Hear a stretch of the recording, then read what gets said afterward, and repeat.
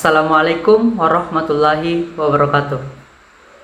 Halo teman-teman, perkenalkan nama saya Ahmad Zekiel Gibran dengan NIM B1B124156 dari jurusan Manajemen Angkatan 2024 Universitas Haluoleo.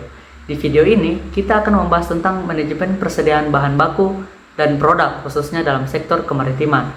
Topik ini sangat penting banget karena sektor kemaritiman merupakan salah satu penopang utama ekonomi, terutama di wilayah pesisir seperti negara kita, Indonesia.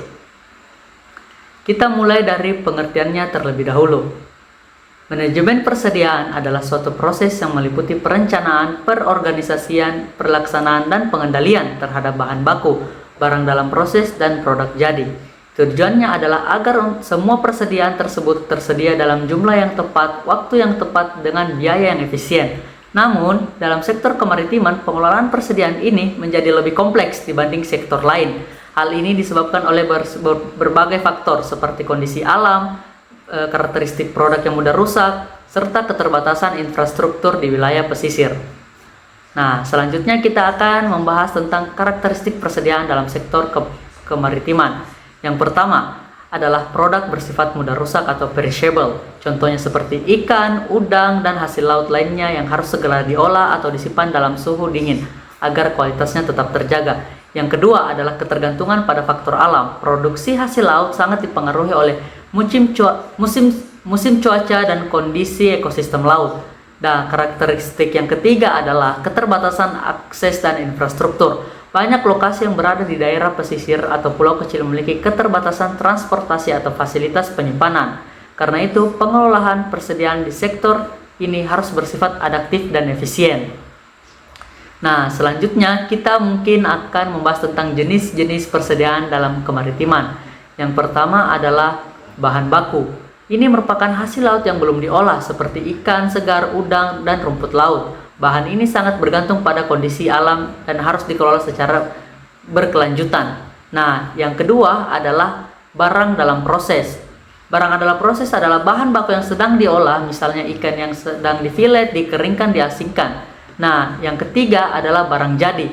Barang jadi merupakan produk akhir yang dipasarkan seperti ikan beku, ikan kaleng, dan produk olahan lainnya. Nah, dan yang terakhir adalah persediaan pendukung. Contohnya seperti es batu, bahan bakar, kapal, alat tangkap, dan kemasan. Meskipun tidak menjadi produk utama, persediaan ini sangat penting bagi kelancaran operasional perusahaan kemaritiman. Nah, selanjutnya kita akan membahas tentang metode pengelolaan persediaan. Ada beberapa metode yang sering digunakan. Yang pertama adalah FIFO atau first in first out, yaitu barang yang masuk lebih dulu harus digunakan atau dijual lebih dulu. Metode ini sangat penting untuk menjaga kesegaran. Nah, yang kedua mungkin safety stock, yaitu persediaan stok cadangan untuk mengantisipasi ketidakpastian pasokan akibat cuaca atau faktor alam lainnya. Yang ketiga, just in time, yaitu menyediakan bahan baku sesuai kebutuhan produksi agar mengurangi biaya penyimpanan. Dan yang keempat adalah economy order quantity, yaitu metode untuk menentukan jumlah pemesanan yang paling optimal agar persediaan bisa diminimalkan. Selanjutnya kita membahas tentang rantai pasok dalam sektor kemaritiman. Rantai pasok dimulai dari nelayan sebagai produsen utama, kemudian hasil tangkapan dibawa ke tempat pelelangan ikan, lalu industri pengolahan dilanjutkan ke distributor, dan akhirnya sampai ke konsumen. Setiap tahapan dalam rantai pasok ini memiliki peran penting dalam menjaga kualitas produk dan kelancaran distribusi. Jika salah satu tahap terganggu, maka keseluruhan sistem juga akan berdampak. Selanjutnya, kita mungkin membahas tentang peran teknologi dalam pengelolaan persediaan. Teknologi memiliki peran yang sangat penting dalam meningkatkan efisiensi. Contohnya adalah penggunaan sistem informasi logistik yang memudahkan pemantauan stok secara real time. Yang kedua, ada juga cold chain system, yaitu sistem rantai dingin yang menjaga suhu produk dalam proses penyimpanan dan distribusi agar tetap segar. Selain itu, penggunaan platform digital dan marketplace juga membantu akses pasar bagi hasil laut. Dengan teknologi, pengelolaan persediaan bisa menjadi lebih efektif, transparan, dan modern. Nah, yang terakhir kita akan bahas strategi pengelolaan persediaan efektif. Beberapa strategi yang dapat dilakukan di antara lain. Yang pertama, penguatan infrastruktur seperti pembangunan cold chains dan fasilitas pelabuhan yang memadai. Yang kedua, meningkatkan kualitas sumber daya manusia, terutama bagi masyarakat pesisir melalui pelatihan, dan pendampingan. Yang ketiga, diversifikasi produk, yaitu mengolah hasil laut menjadi berbagai produk agar nilai tambah meningkat dan daya simpan lebih lama.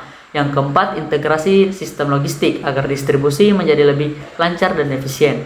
Nah, kita masuk ke kesimpulan. Sebagai kesimpulan, manajemen persediaan dalam sektor kemaritiman memiliki peran yang sangat penting dan menjaga kualitas produk, meningkatkan efisiensi, dan mendukung keberlanjutan ekonomi pesisir. Dengan pengelolaan yang baik, sektor kemaritiman dapat memberikan manfaat ekonomi besar sekaligus tetap menjaga kelestarian sumber daya laut.